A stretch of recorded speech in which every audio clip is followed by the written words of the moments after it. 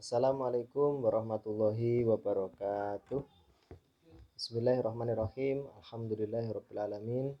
Innal hamdalillah nahmaduhu wa nasta'inuhu wa nastaghfiruh wa na'udzu billahi min syururi anfusina wa min sayyiati a'malina. May yahdihillahu fala mudhillalah wa may yudlilhu fala hadiyalah. Asyhadu an la ilaha illallah wa asyhadu anna Muhammadar Rasulullah sallallahu alaihi wasallam wa ala alihi wa ashabihi amma ba'd. Saudara, teman-teman semua yang mendengarkan, yang dirahmati oleh Allah, kali ini saya Imam Azhari, mahasiswa Setitem, ingin menyampaikan tentang seputar materi pendidikan agama Islam, yaitu penjelasan tentang hakikat manusia dan hakikat manusia Indonesia itu seperti apa.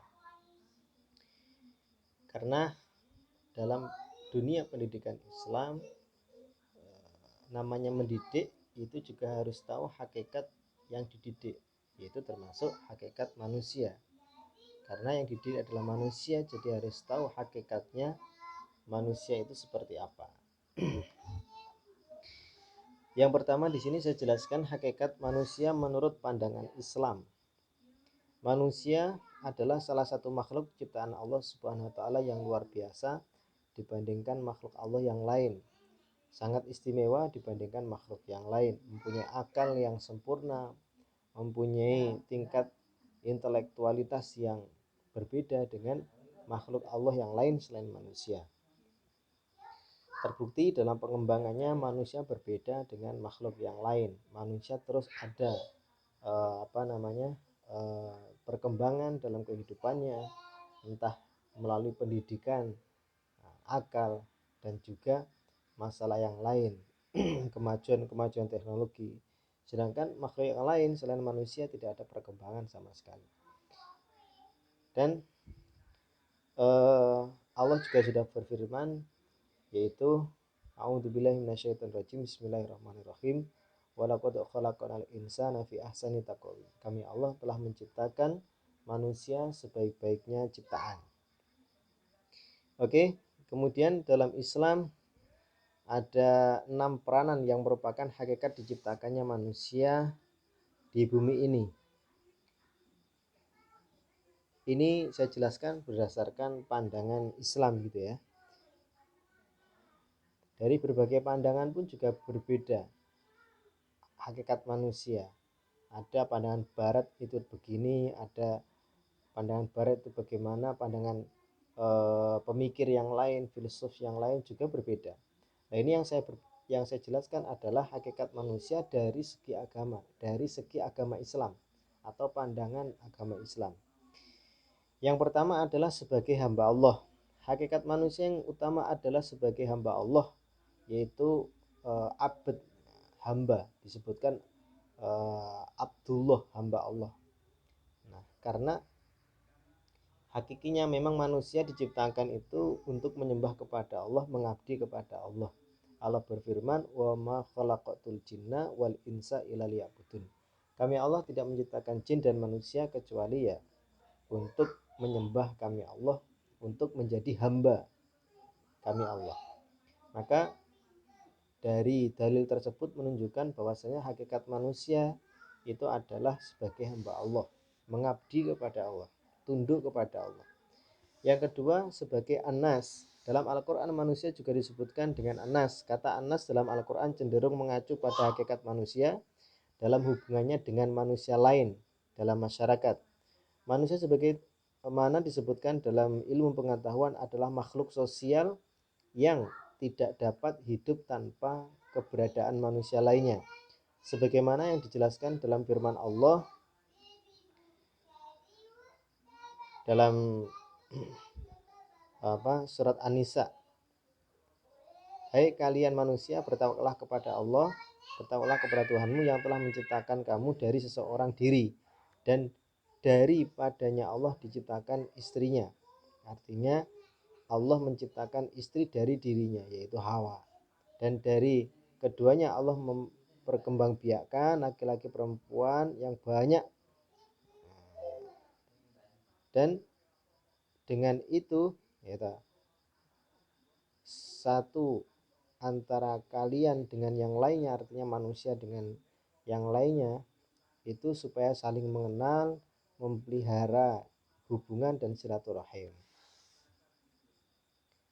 Dalam surat Al-Hujurat juga begitu, ayat 13, wahai manusia, sesungguhnya kami menciptakan kamu dari seorang laki-laki dan seorang perempuan dan menjadikan kamu sebangsa-bangsa dan bersuku-suku supaya kamu saling mengenal, lita'arofu. Ini menunjukkan bahwa hakikat manusia adalah anas, yang mana makhluk sosial. Yang kemudian yang ketiga, sebagai khalifah Allah. Telah disebutkan dalam tujuan terciptanya manusia, pada hakikatnya manusia diciptakan oleh Allah sebagai khalifah atau pengganti di bumi ini. Ini ja'ilun fil ardi khalifah. Allah berfirman seperti itu dalam surah Al-Baqarah. Kami telah menjadikan kalian manusia sebagai khalifah, yang mana kita pernah dengar bahwa dulu sebelum manusia diciptakan, bumi ini dihuni oleh para jin, yang mana para jin itu berkhianat kepada Allah, tidak tunduk kepada Allah, kemudian dimusnahkan oleh Allah. Allah merintahkan para malaikat, kemudian Allah menggantikan penghuni dari jin itu, Allah menggantikan yaitu para manusia. Walaupun sempat diprotes sempat diprotes malaikat waktu itu ya, kenapa engkau menjadikan makhluk yang suka berbuat kerusakan. Terus dijawab oleh Allah bahwasanya ini a'lamu, aku Allah lebih mengetahui daripada kalian. Yang kemudian Allah menciptakan Adam, kemudian beserta anak turunnya, yang juga jin diturunkan di mana? Di bumi, yang mana itu juga hidup bersama manusia di bumi sampai sekarang ini.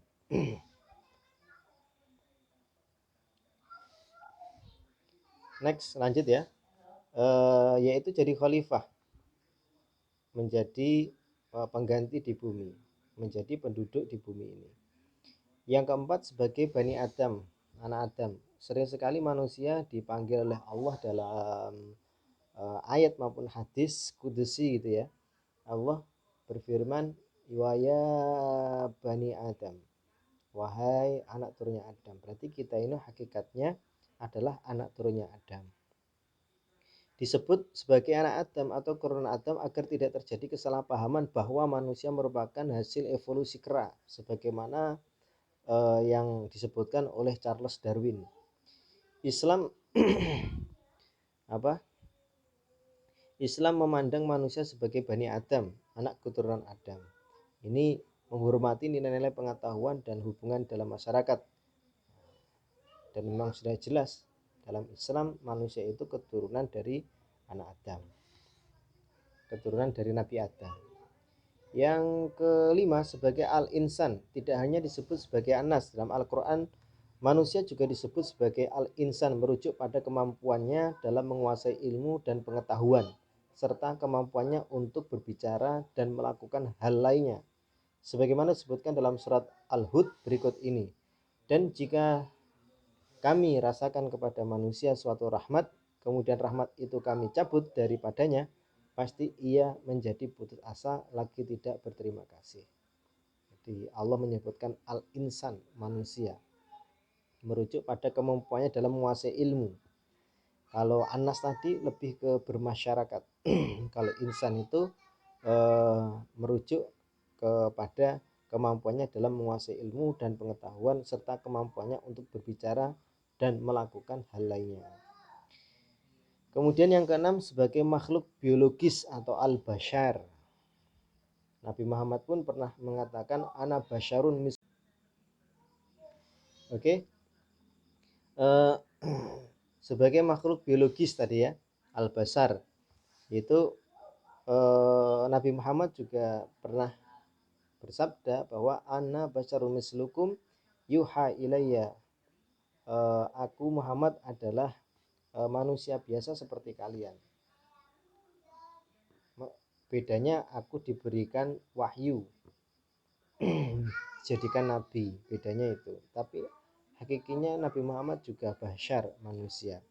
Manusia juga disebut makhluk biologis atau basar karena manusia memiliki raga atau fisik yang dapat melakukan aktivitas fisik, tumbuh, memerlukan makanan, berkembang biak, dan lainnya sebagaimana ciri-ciri makhluk hidup pada umumnya.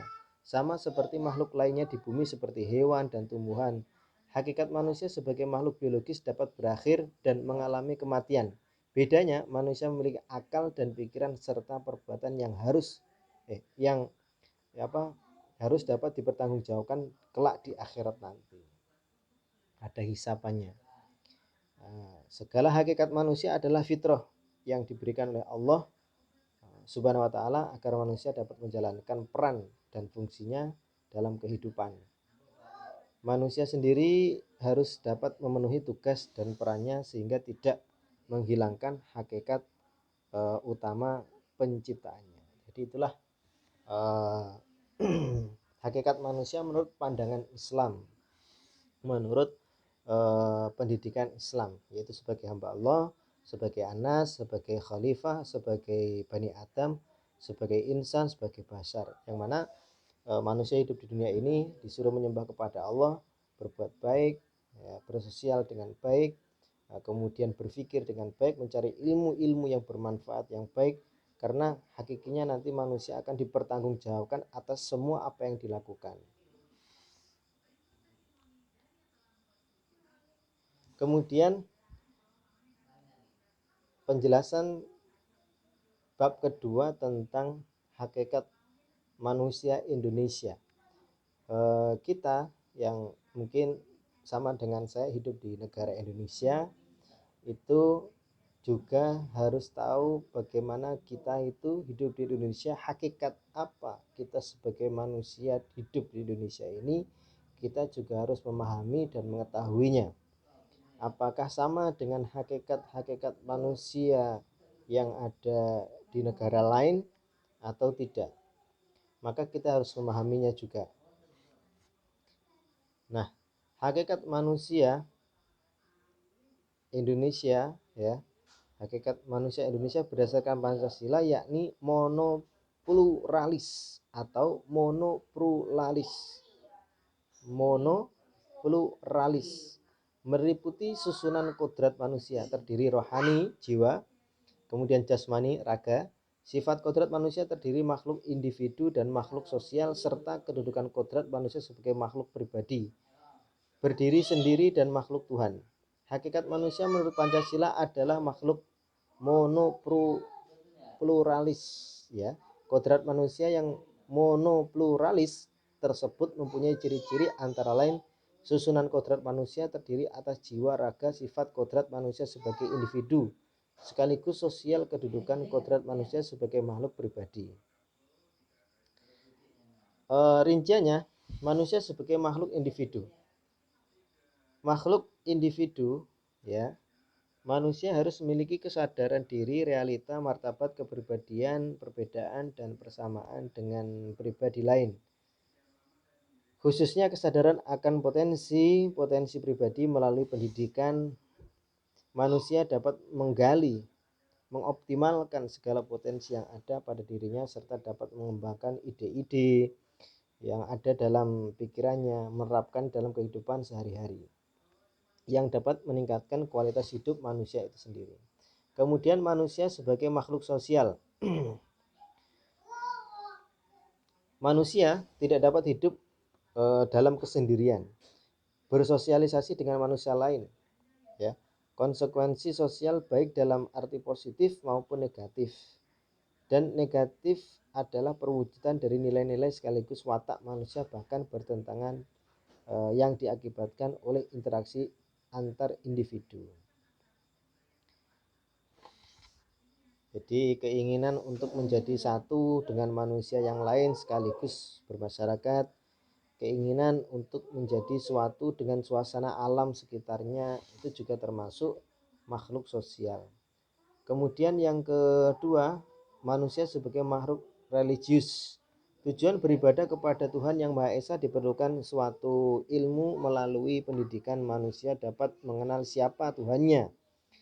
Kemudian bisa berpikir, bisa bertindak, berusaha, dan bisa menentukan mana yang benar dan mana yang tidak benar.